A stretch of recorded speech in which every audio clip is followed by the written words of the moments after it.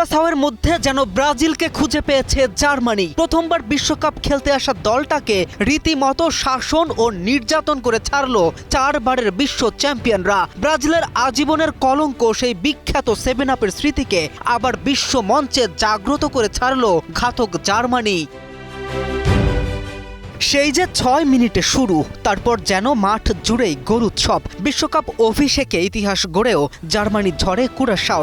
ভাগ্য যেন নিয়ে গেল দুর্ভাগ্যের দরজায়। হিউস্টনে অনুষ্ঠিত ম্যাচে 4 বারের বিশ্ব চ্যাম্পিয়নরা শুরু থেকেই আধিপত্য দেখিয়ে এগিয়ে যায় 6 মিনিটে। মিডফিল্ডার ফেলিক্স এনমেচার গোলে ম্যাচের প্রথম লিড পায় জার্মানি।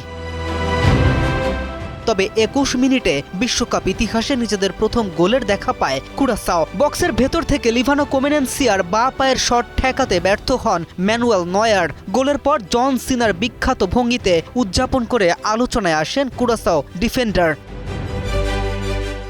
সমতা বেশিক্ষণ স্থায়ী হয়নি। 38 মিনিটে কর্নার থেকে হেডে গোল করে জার্মানিকে আরও এগিয়ে দেন নিকো স্লোটারবেক। প্রথমার্ধের যোগ করার সময়ে এনমেচাকে ফাউল করলে পেনাল্টি পায় জার্মানি। স্পট কিক থেকে গোল করে ব্যবধান 3-1 করেন কাই হাভার্টজ। বিরতির পরেও থামেনি জার্মান আক্রমণ। ইয়োসুয়া কিমিখের পাস থেকে দুর্দান্ত ফিনিশিংয়ে নিজের নাম স্কোরশিটে তোলেন জামাল মুসালিয়া। তার গোলে জার্মানির লিড গিয়ে দাঁড়ায় 4-1। এদিন একটু অন্যরকম মুডেই ছিল জার্মানি। গোল উৎসব যেন চালিয়েই গিয়েছেন নিজেদের মতো।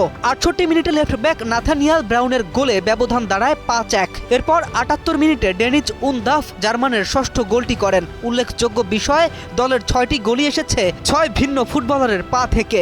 এরপরে ব্রাজিলের স্মরণে আসে সপ্তম গোল। কুরাসাওয়ের বিপক্ষে জার্মানির হয়ে সপ্তম গোলটি করেছেন হাভার্টজ।